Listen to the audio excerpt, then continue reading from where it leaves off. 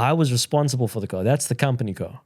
The newspaper's The car in the background on fire is the company car. Yeah, that's the company car. Like, what can you do? You just laugh. Take a good photo. That's a great picture. I think that picture used to be on my Tinder. Let's get her done. Are you ready? I got a new soundboard, so I'm just having a little bit of fun. Anyway, what's up, everyone, and welcome to the Wide Awake podcast. Today, I have an awesome guest. His name is Ryan Jacobs, and he was a conflict photographer and photojournalist. And recently, he has decided to attempt to row across the Atlantic Ocean solo. Welcome to the studio, Ryan. Thanks for having me, dude. It's an absolute pleasure. When did you get into photography? Shit. A dream, dude. I guess when I was at school, my primary ambition or dream was to be a fighter pilot. And watching Top Gun. Watching Top Gun. Or I used to be obsessed with war. But no one told me you have to be like really good at maths to fly. And I'm fucking terrible at mathematics. But the second choice was to be a photojournalist. And the reason being is when I was a kid, my mom would read me regular bedtime stories about, Peter Pan or Peter Rabbit or Jungle Book or whatever. And then my grandfather would take over. And this like when I was a lighty, when I was small, he would read me encyclopedias and maps and history books.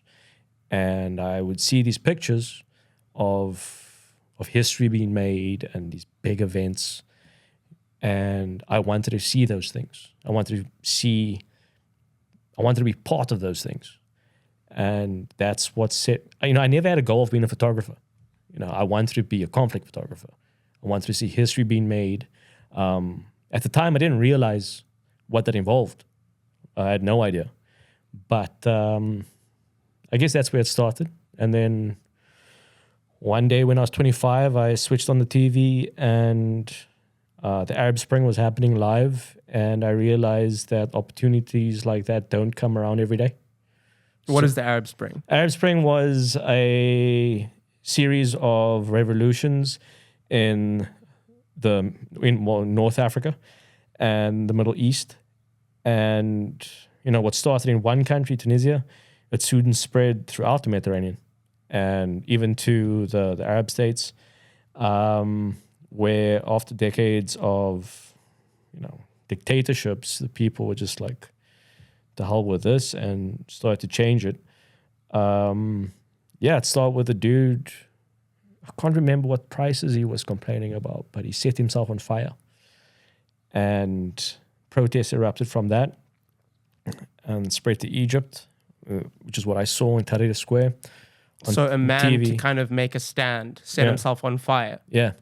Why is this? Because, do you think it was maybe because no one was listening to what they were saying? And he was like, the only way to get someone's attention or the people's attention is to do something radical. I think you push yourself far. I think you push anyone far enough. There's only so much they can take. And I guess for him, that was his way of, standing up to, just saying enough. Just saying enough. And that was, it feels like a long time ago. More than a decade ago now. So was that your first conflict that you documented? No. So,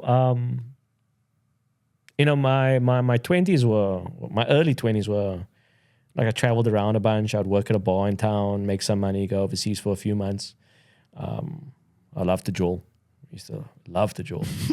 And one morning I woke up, like I said, and put the TV on. I was fucking hanging. And, I just realized that, like I said, this opportunity was right here. And so I flew to Egypt. I flew to Cairo. And I didn't know what I was doing. I had no idea what I was doing. But by the time I got to Cairo, must have been late March, the revolution was finished. Like on TV, Tahrir Square was full of 1 million people in the center of Cairo. By the time I got there was no one there. The revolution was finished. The president was gone. Things were changing. But protests had started in Libya. So I took a bus to the border, and after being denied the first time, and I'm not working for anyone. I had no idea I needed a press pass or So were you funding this by yourself? yeah, everything was out of pocket. And you were like, let's just go and do this. Yeah, why not? It's if you have to wait for someone's permission to do something, you're never gonna get that permission. You're never gonna get the approval you're after. And saying to someone, "Hey, I want to go be a conflict photographer. I want to go see war." 10 out of 10 times they're gonna say no. That's exactly it. I mean, I used to be a documentary photographer, and do you remember what just happened in Durban with the riots? Yeah, it was about a year ago, and I really wanted to go document the riots. But you're going to ask someone, "Do you think this is a good idea?" Of course, they're going to say no. At the end, what I've learned is it's not just a matter of concern for your safety. Most people can't be bothered. It's a matter of liability. So lots of publications, lots of newspapers, whatever, they want news from these places. But if they send you and you're a freelancer and something happens to you, they're liable for it. They're liable for it. Whether it's your gear, whether it's your life, whether it's your health. Lots of publications now are reluctant to send people to where news is coming from. Conflict zones or anywhere really. Yeah, that's just the nature of. Tell me about Syria. Or Libya. Libya. This was your first time? No, I got to the border. I had no idea you needed a press pass to be a conflict photographer, but I had no. There are ways around that, but maybe we can talk about that later. I get to the border with Libya. The Egyptians let me pass. I get to the other side. And the Libyans are like, fuck off. Not even like interested. So I'm sitting back on the Egyptian side for hours. Nothing is happening. And I can't go anywhere. I was like, what the fuck have you done, Ryan? Like, of all the places in the world, like you're sitting in the middle of the desert. But still, it's exciting. It's fun. And this minivan rocks up and it's full of photographers. It's full of like photojournalists. And these guys were amazing. And they're like, who are you? And I was like, yeah, XYZ. They're like, who are you working for? And I was like, no one. And they're like, what do you mean you're working for no one? And I was like, I just want to come take pictures. Like, this is what I want to do for a living. And I figure there's no better way to start. And this one guy, he took a liking to me and he was like, shut the fuck up. Let me do the talking. Come, let's go. Just hop in. Yeah. And that was how that started. And I was an education. I was very naive. A lot of the things I saw, I did not understand. It was crazy because I stayed in a 5-star hotel in Benghazi, and then every morning we'd take a taxi to the front line. It's not what I expected. It's not what I thought I was going to get myself into. But, coming back from Libya, that's how I got a job at a newspaper in Cape Town. And that was the start of several years of adventures and education. And I mean, when you were there this first time, was it what you thought it would be? No. I learned very quickly that war is 95% of the time absolutely boring. The most mundane shit ever. Nothing's happening. And for some reason in Libya, every single picture you would take, there'd always be these smiling Libyans showing peace signs, and you try to take a picture, even though at the time I barely knew how to take a picture. And it's, when things are going well for them, they want you around. And when things are not going well for them, you're the worst person in the world. But yeah, it was, I think that naivety, it protected me a lot, and it kind of, what's the word? How can I say this? Not knowing what I was getting myself into was the best protection I had, because if I was in the same position now making that decision, I would definitely choose otherwise.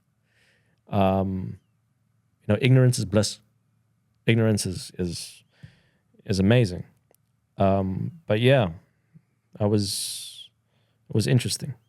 And I think something that I've learned quite recently is that when you go into these places, especially seeing what's going on overseas right now, you see that a lot of these people that are fighting, aren't soldiers. No, dude. No. They're just everyday civilians. They're just ordinary people pushed too far. And also maybe like me, naive. You know, and also I think it's in hindsight, depending where you are in the world, everybody likes a hero, everyone likes a good cause. In the Middle East, where the possibility of death, it's considered a good thing. Inshallah. It's God wills it. If you die for a good cause, good for you. Which is not, something that's necessarily shared in other parts of the world. But, what I saw was old men who had had enough and young men who didn't know better. And a lot of them died. And what's that like? I mean, because I'm sure you form relationships with certain people, and in these kind of environments, you probably form a very close relationship very quickly. I think I made very good friends with other colleagues and reporters, which I'm agreeing with you on, and those relationships and friendships, span continents. Just amazing stories, amazing adventures, great friendships, and when something bad happens to them, you feel it. I think after a while, moving down the line and after gain to other conflicts, it's no longer a question of if this is going to happen to me, if something's going to happen to me. It's a matter of when something's going to happen to me. And I also realized, when I was in Libya, being naive and not necessarily knowing what I'm doing, it was just an assault, just like this massive fucking shock on the system. Because you hear sounds you have never heard before. You smell things you've never smelled before. You experience, it's almost like your eyes see, but like the wheels in your brain are going to take a while to catch up with you. And very quickly I learned that my success as a photographer, or my success as, in documenting this, is dependent on someone else's suffering. You're only as good as your picture. If it bleeds, it leads, blah, blah, blah. But if I went out in Libya or Syria or wherever and I photograph X, Y, and Z and go back to an editor, they don't want soft. They don't, I think in photographing conflict, there's so many ways to photograph a conflict. There's so many ways to photograph a war. You don't have to be on the front line. But when you're selling those pictures, and that's what it is, at the end of the day, it's business. Okay? It's not like these altruistic, men and women going into the world to shed light on something only. Certainly that is the case. But at the same time, it's a job. Okay? You need to pay rent. You like nice things, you need to pay for nice things. You like holidays, you have to make money. So, my first day, I'll tell you a story. My first day on the front line in Libya, I was in a town called Ajdabiya. It was about 2 hours from Benghazi.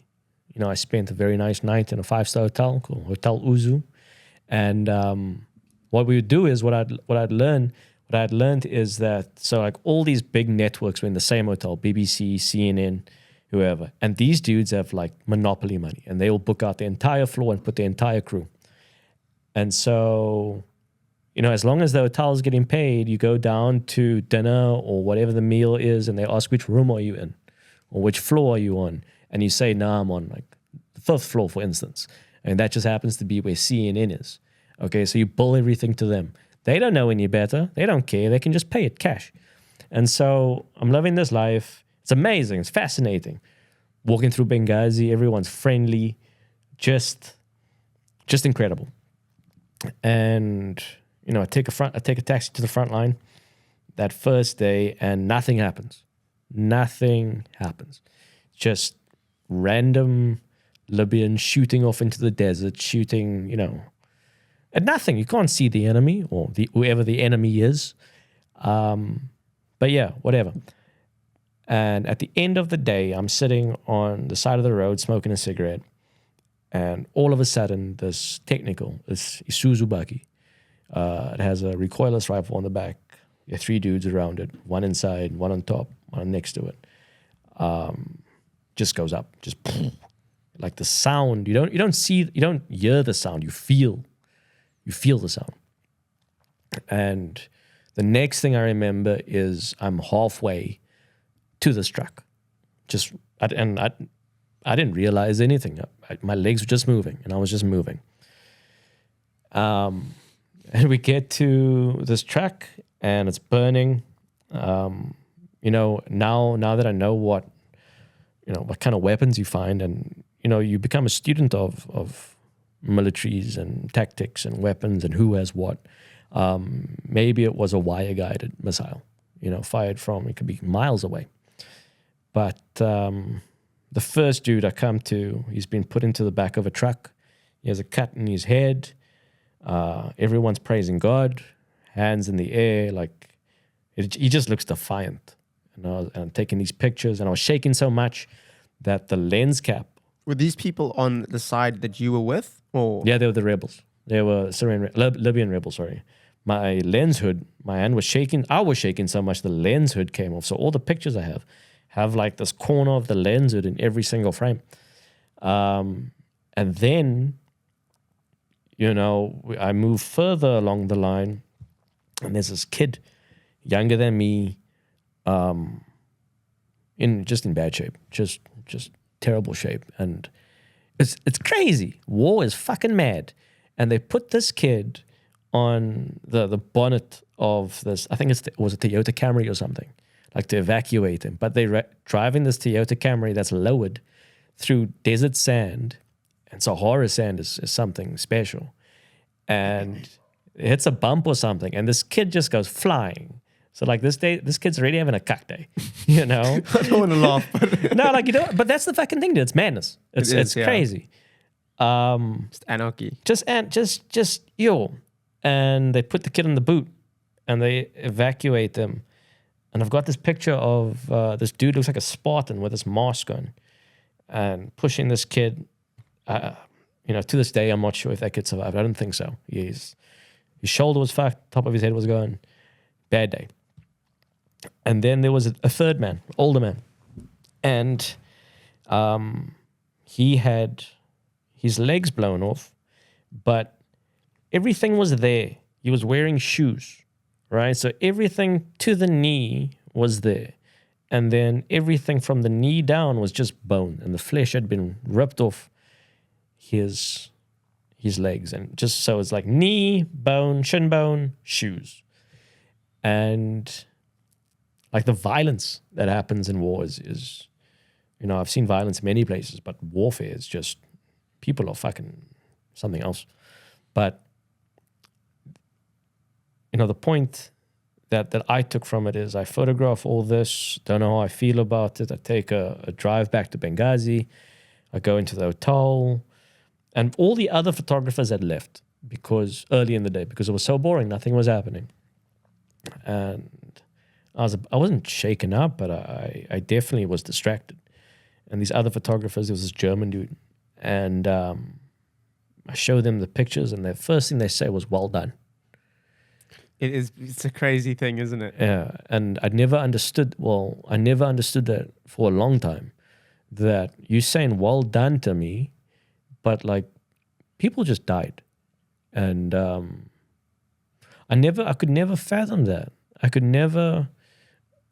never understood that, and that led me down this way of seeing how your success is dependent on someone else's suffering. You get so caught up in a situation, and for you, like you say, it's a job. It's not. There's more to it than a job, but at the end of the day, it is a job. At the end of the day, yeah. And you are waiting around for something bad to happen, and that's how I felt. You have to tell a story, yeah. It got to the point where I'm very passionate about what I do. I love telling stories, and it's not all about the pay, because I don't think I've ever been paid once to take a documentary photograph. Yeah. But it was more than that to me. It was more like the excitement, going places that other people wouldn't go. But at the end of the day, I kind of came to the realization is I was becoming a bit of a sick individual because I was waiting for something bad to happen. And when it did, I was excited. Yeah. which is a scary thought. You know, when I was a kid, when I was in high school, I read Catch 22 by, I think, Joseph Heller. And he was a bomber pilot during the Second World War. And when I was 18 or 19 and I read that book, I didn't understand anything. It was fucking crazy, madness, made no sense. And then I read it again as a 32-year-old or 33-year-old after being to war. And that book made the most sense in the world. Like, war is absolutely insanity. It is absolutely madness. And a lot of people thrive off chaos. Lots of people. I thrive off chaos. I love chaos. You know, I think, you know, to put yourself out on the edge and then come back from it, that is a powerful thing. I think it beats any fucking drug, any experience. I'm not saying go to war. If anyone had to ask me now, you know, I want to become a conflict photographer, should I go? And I asked lots of, before I did, I asked other photojournalists for advice and saying I want to do this, and all of them responded the same way. If you're going to do it, do it. Don't talk about it. Just fucking do it. Just go. Because if you have to look at it logically, why? It's crazy. It's crazy. And yeah.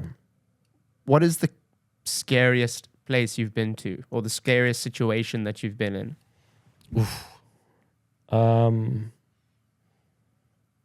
I think that's relative to the situation. Definitely in conflict, Aleppo in Syria, I've never been more scared or feeling like I was about to die.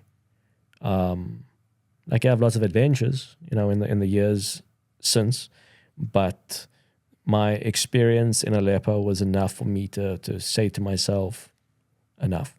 Like, you don't have to do this anymore. There's nothing to prove. You gave it a good burn. It didn't work out like you wanted. If you keep doing this in this place, in Aleppo, Syria, you know, it's just a matter of time until you get killed, maimed, or your head chopped off by a bunch of crazies. And was there any specific incident that happened? Or was it mainly just the whole time there was just... No, I had a great time. You know, the people, like, you know, Syrians are great people. Syrians are amazing. The food's delicious. I was with a bunch of other photographers. You know, we were staying with this Katib, which is like a fighting unit, and mainly kids, not professional soldiers. You know, driving around, it was an adventure. And there was one day we were in this neighborhood called Saladin, I remember. And, you know, the one thing the Syrian regime has is air superiority, which is a trip. And it's the day that I realized that I'm actually glad I didn't become a fighter pilot. But I went into this mosque, and there was a little boy there. And this imam comes to me, and I didn't take my boots off. And, you know, part of me feels guilty about that because, you know, I've the utmost respect for Islam and the Middle East, and you know, your feet are dirty, you know, and in such places should be treated with respect. But he says, like, take your shoes off. And I was like, nah, fuck that. Like, I'm not, if I take my boots off and I need to run, there's fucking glass and rocks everywhere. It's just dangerous. So I was about to leave the mosque rather. You know, there was nothing really to take pictures of. And as we were walking out the mosque, this jet, like a MiG, you know, starts screaming. And if you've been to an air show, like, you can watch Top Gun as much as you want. Jets are loud. But like nothing comes close to like that real scream. And this jet comes in on a run, and I didn't hear it. I felt it like in my very core. And everything inside of me was saying, leave, just leave. But I couldn't move. Like everything just locked up. And I thought, okay. You know, but that's the thing, you're in a city, noises are echoed. You don't know if, like, it felt like the jet was on top of me, you know, on top of us. And I look at this kid, and his face was just like, just another day. Just another day, like it was nothing. Yeah, and that sound, you know, that drove out any interest in me to continue being a conflict photographer. I'm happy I went to Libya and Syria and Palestine. I'm happy I've seen all of that. I'm happy I went to more than one war. I'm happy more than anything else that I achieved my dream.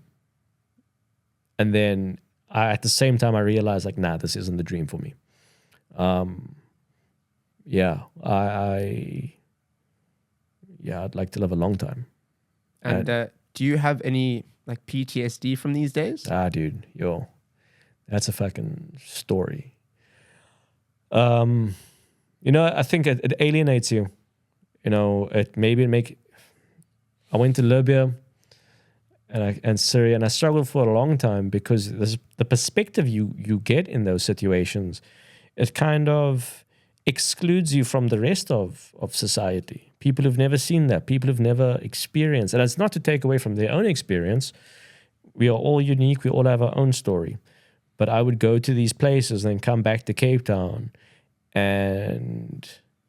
or anywhere in the world really with people who haven't, been gifted with that perspective.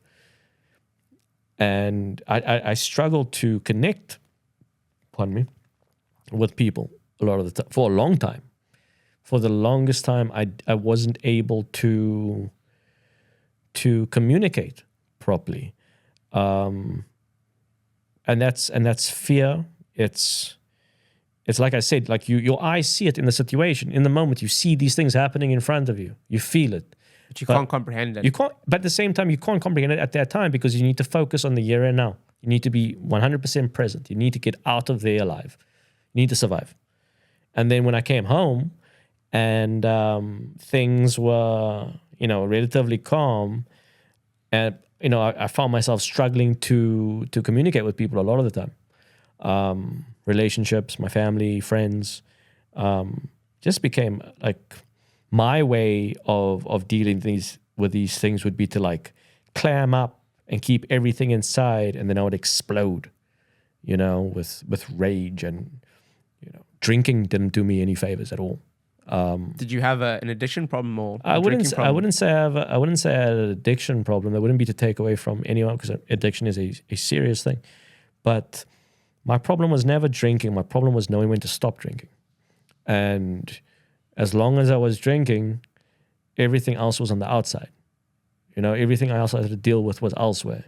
And it took a long time to deal with that. And I could always make excuses. So, okay, I stopped drinking like that level. And you work your way down. But still, you're still feeding the same beast. So it's only recently that I've noticed like, shit, I don't need to drink at all. And not something inside of me forcing me to drink, but just being like, I feel better, my mind's clearer, I can communicate better, I don't have hangovers. You realize that drinking is a social bond, and your life is actually better with a lot of the people you've been drinking with, without a lot of people you've been drinking with. Definitely. Like this shit doesn't benefit me at all. No. Don't get me wrong. Like it can be fun. It can be fun. I've had a great time, dude. I think, drugs are great. Whatever. I still have. But some people just don't know when to stop. Exactly. Yeah. And I'm at an age now where I'm thinking about having kids at some point. I'm thinking about the next step of my life. I'm thinking about what else I can do, and drinking isn't going to help me in any way. No. It's going to hold you back. Yeah, and I'm not saying like, I'm gonna quit drinking forever, but I just don't see myself. You're not prioritizing it. Fuck no, I can't. But yeah, dealing with a lot of those feelings from Libya and Syria and battling with those in my head, it took a long time. It took a long time to come to terms with that. Like I still think about, if there's one thing I think about a lot, is those men I saw die in Libya on my first day. Like I would have liked to know their names. I photographed them. You don't know who they are. But I don't know who they are. And not some, maybe would that give me solace? Would that give me closure? I don't know. But I think I was taught to respect people. And here I was, trespassing even on these people's final moments, the very least I could do was know their name. And that's the thing is, I mean, especially when it comes to, like we were saying earlier, you see these things. And I mean, I've never gone to other countries to document, but I've done a lot in South Africa. And I've never seen to the extent you've seen, but there's so much going on just here as well. Fuck yeah. And That's I work in a lot of different areas. And sometimes I feel like I also know too much about what's going on. And I'm the kind of person that doesn't know how to separate that, go like, this is the work I do. And when I'm not doing it, I need to kind of carry on with life. And a lot of people can probably do that. Go, I've seen this, but like put it to the side. Yeah. What I was going to ask is, how do you carry on living life, knowing that all of these things are going on around us, around the world? So I'm going to get mine. I think the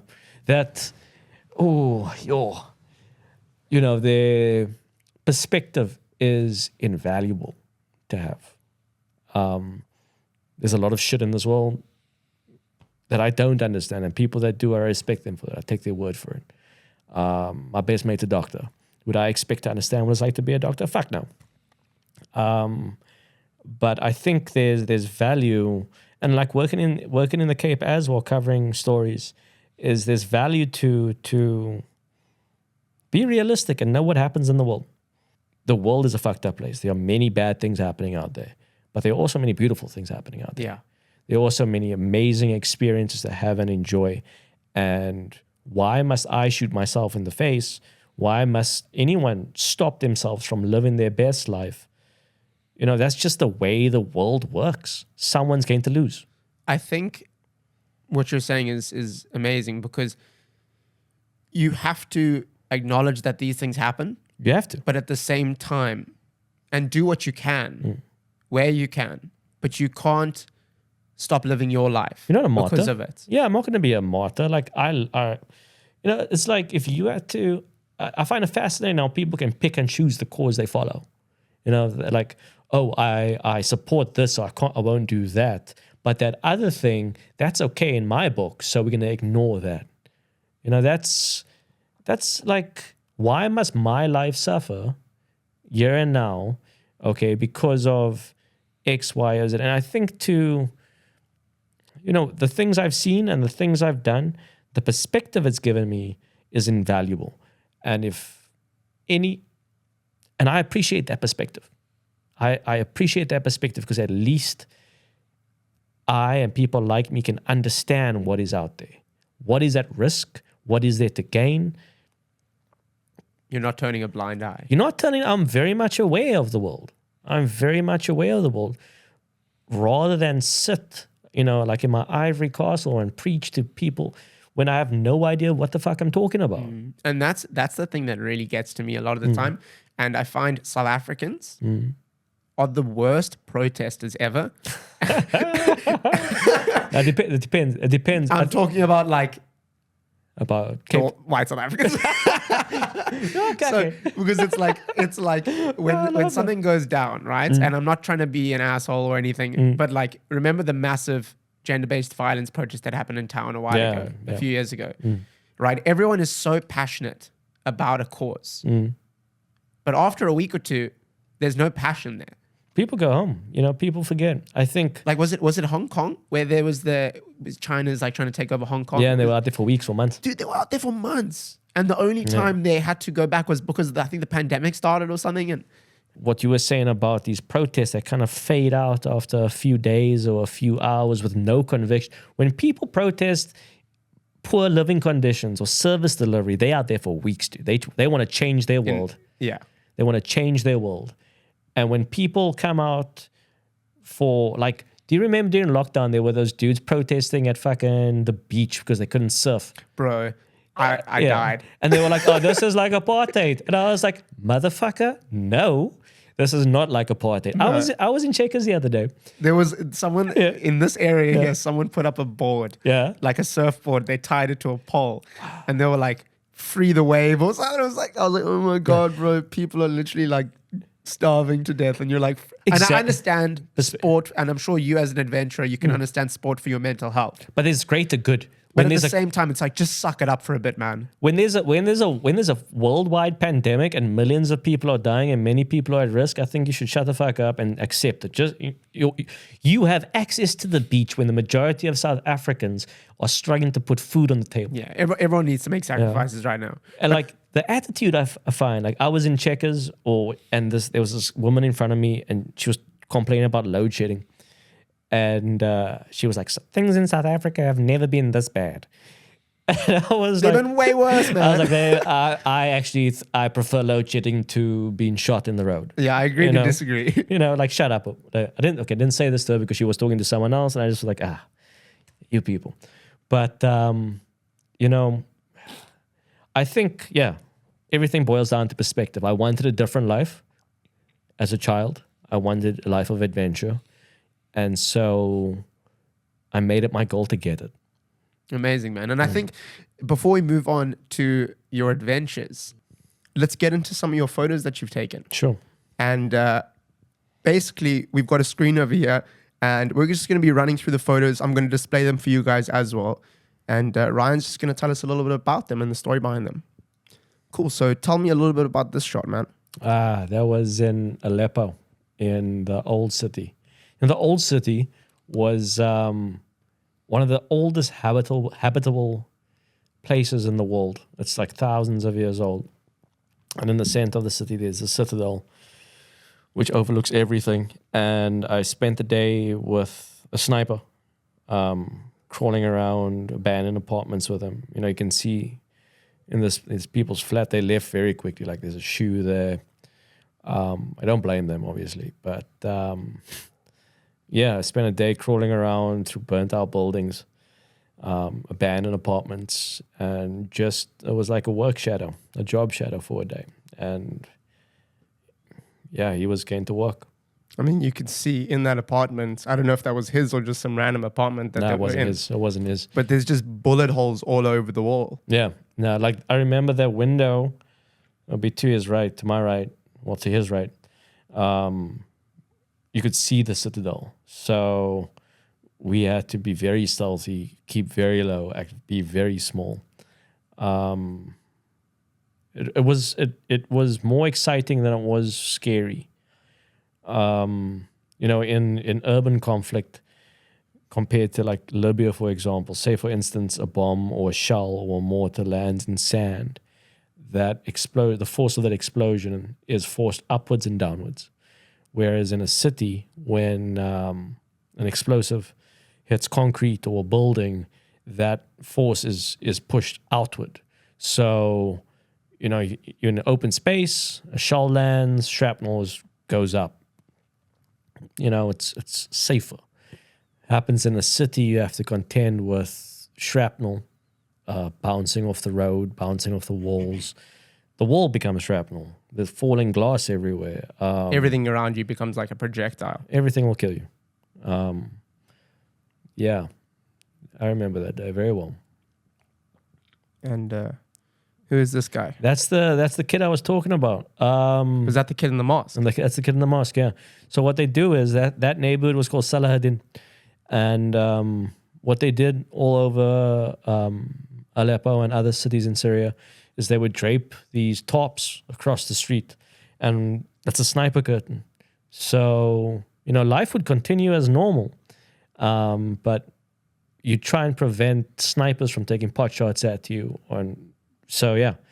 Somewhere on the other side of that curtain, people were scared that a sniper might see them, or a sniper was actually looking at them, and that was to impede their vision. And it's actually, it's a stunning photograph. It's just from a technical perspective, it's just there's a lot going on, but at the same time, it feels very still. And what I love about it is that the kid is really sharp and in focus. And his gaze at you is just very it just draws you into the picture. And I love that the background of the photo is slightly blurred. The background was shit. The background's bad. I love the background because it tells a story. You know, That curtain tells a story. it's not all about the perfect composition. It's sometimes these unintended things that can make the story, you know?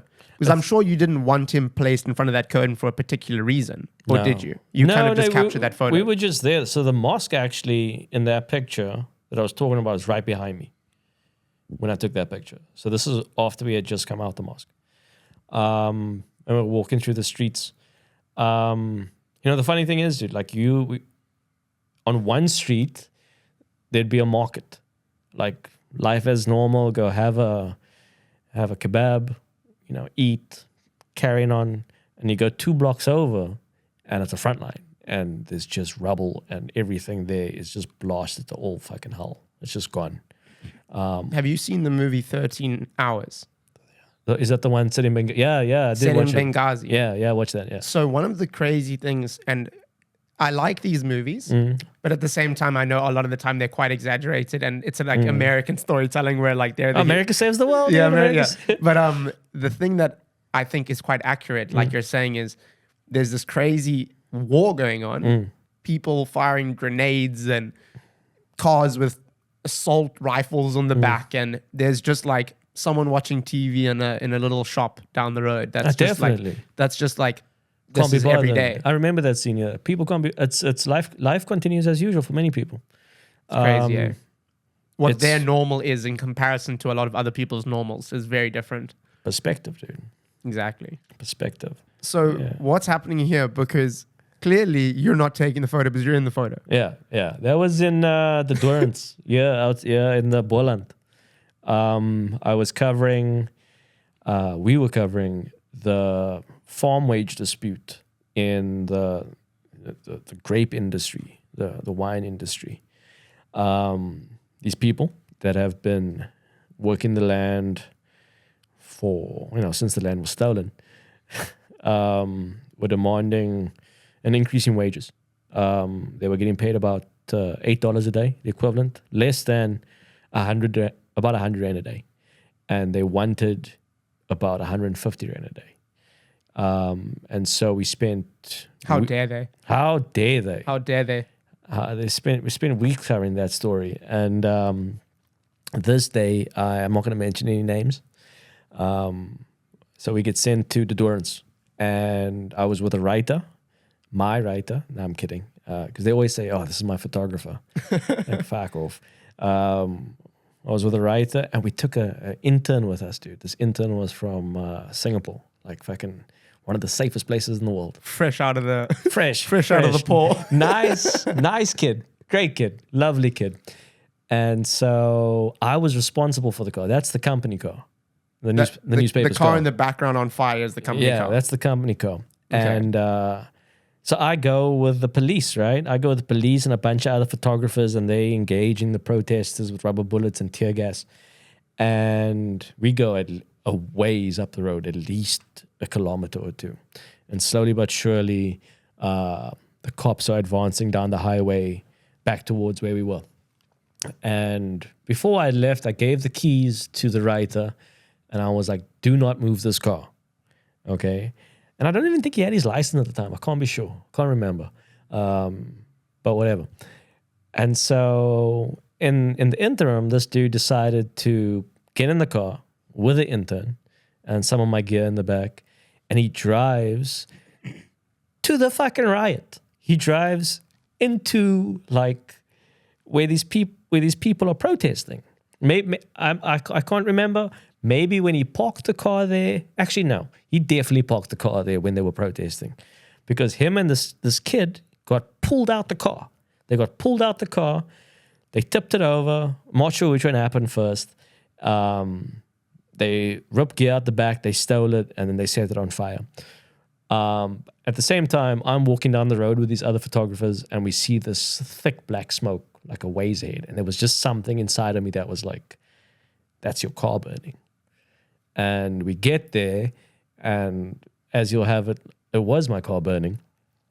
And like, what can you do? You just laugh. Take a good photo. That's a great picture. I think that picture used to be on my Tinder. I think it's awesome, you know, and you can see you're clearly just like, you're just in the situation. Like, what are you going to do? You're not going to do anything. What are you going to do? You just look like you're happy and you're just like, you know, making the best out of a bad situation. I remember getting angry. In the moment. And then one of the other photographers was like, there's no need for that. Like, what is being angry going to do? Your car's burnt. It's done. It's done, yeah. You know, like, focus on what the job at hand. And also the other thing is, what we were talking about earlier is you're in someone else's environment. Yeah. So whatever happens to you, technically you probably shouldn't be there. I want to talk now about some of the adventures that you've been on and some of the adventures that you're planning to go on. You're planning to row. Yeah, I want to row across the Atlantic. Across the Atlantic, solo by yourself. Why did you decide that this mission was important to you? It's not so much about the row. It's about a dream. It's about, you know, the dream primarily. It's that same high I got from achieving my dream of wanting to become a conflict photographer, then becoming one. That's something that left a mark on my life, which was like, it feels fucking good to do the things you set out to do. That being said, my goal for life was always adventure. I thought conflict photography would give me that adventure. I chose it. I was wrong about it. Okay, it wasn't what I thought it would be. And it would more than likely end horribly. But my ambition of adventure hasn't changed. If anything, rowing is just a vehicle. I see myself as someone that wants to make a life of adventure. I want to go to the South Pole. I want to climb the greatest mountains. Rowing is the vehicle that gets me in the door. I know the sea. I've sailed the Atlantic. It's something I can do by myself. It doesn't scare me that much. It's doable. And I think it'll be fucking fun. I think it'll be awesome, man. Yeah. And tell me about the preparations that you've kind of been going through to make this possible. Oh, dude. You see, like, you can't ask that question without getting into like some of the gritty details. I think, you know, I've accumulated adventure experience, whether it's sailing or climbing, and I've sailed the Atlantic, and I've climbed El Capitan and other mountains around the world. And if anything, it's just grown and grown and has made me realize what is possible besides going to war.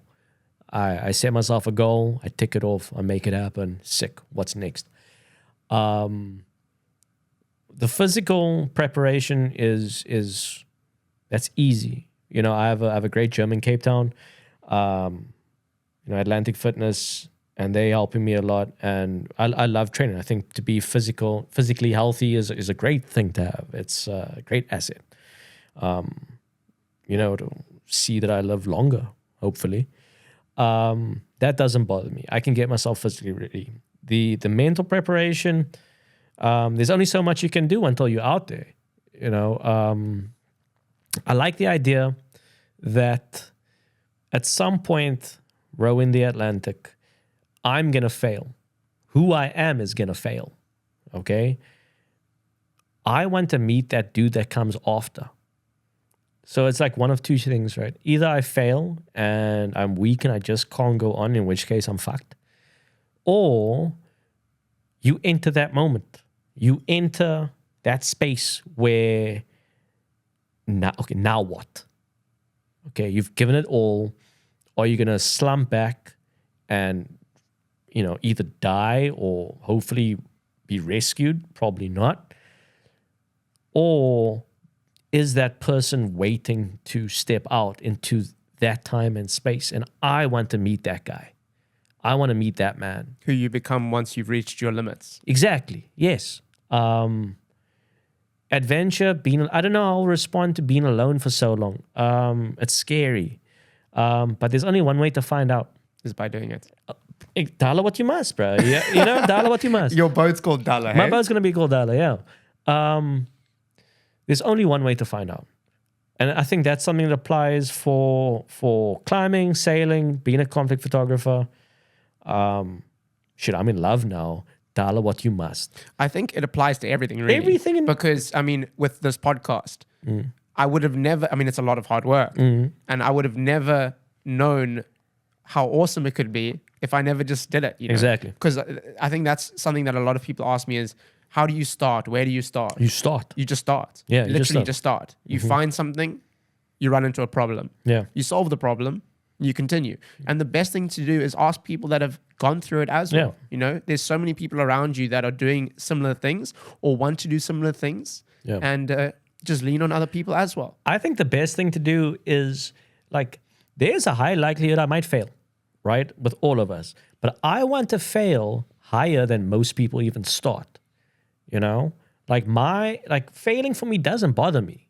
You know, but At least you know that you tried. at least I know that I tried. You know, life is going on, dude. I have to pay for rent. I want to have adventures. I want to travel. There's so much I want to do. I think the one thing conflict gave me is the ability to adapt quickly and also be flexible. And when are you planning to go on this adventure?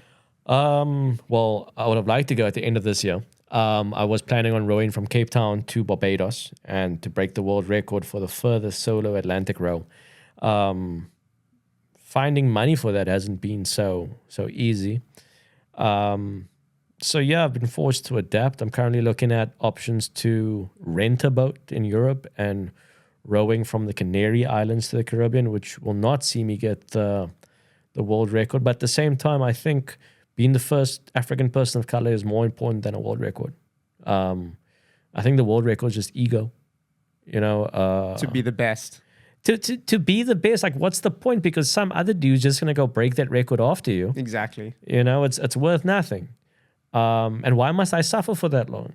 You know, I could row from Cape Town and take much longer, or I could row, I think, equally as impressive and equally as challenging for myself from someplace else, but not like why be a martyr? There's no need for that. It's plain and simple. I want to be the first person of color because representation is lacking in the outdoor space. Full stop. You know, someone that comes to mind when you talk about this adventure and the challenges that you face, kind of getting it started and getting funding. Did you see the 14 Peaks documentary? Oh, Nims Die. That was amazing. Nims. Yeah. I mean, that's just insane. That bro. was amazing. And that just shows that when you do want something bad enough, Yeah.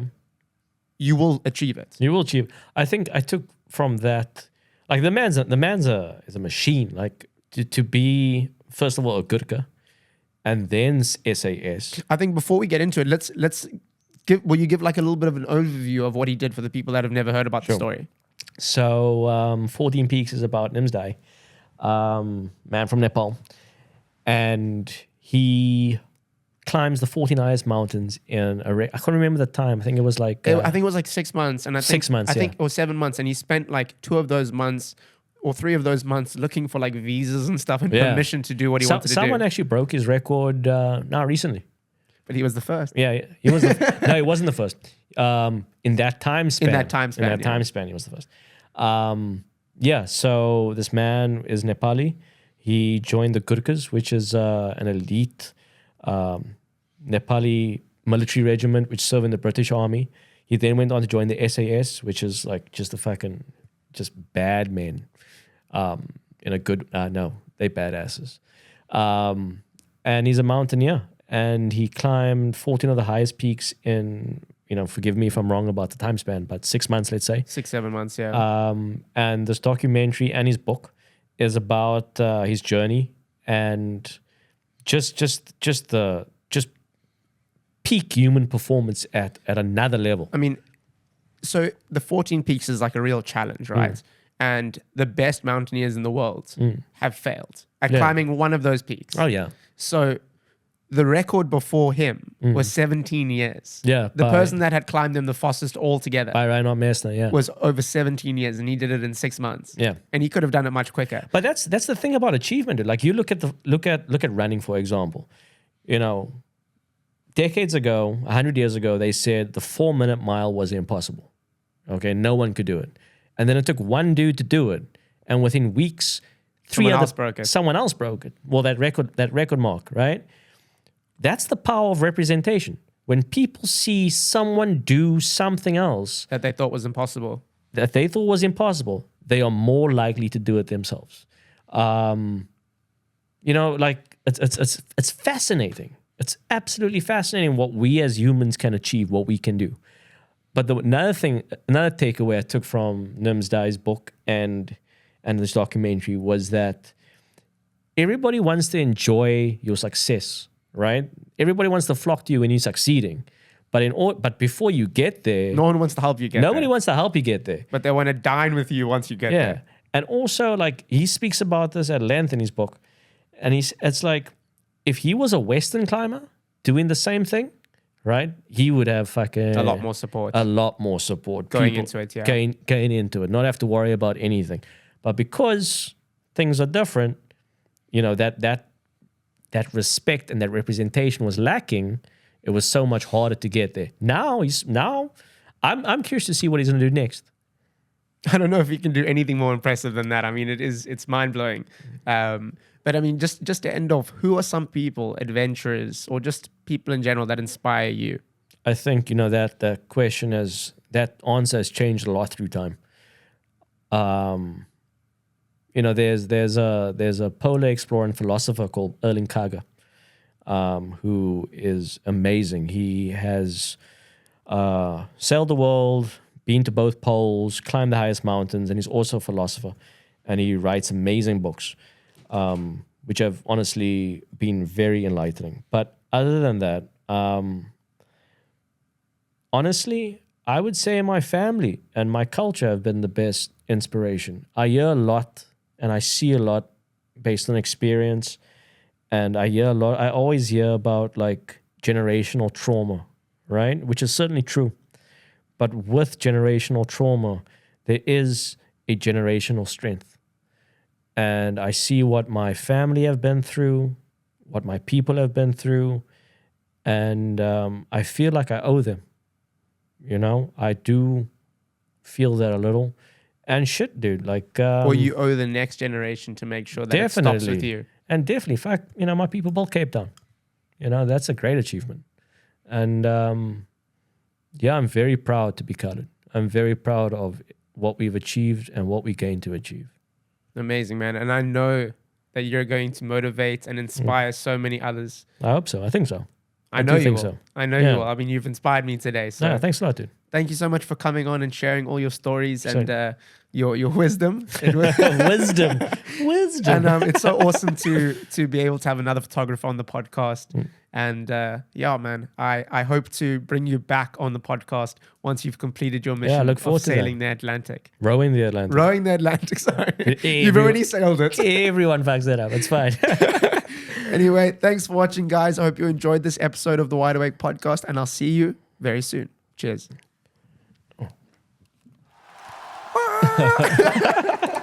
I like that. I like that you have fun doing this.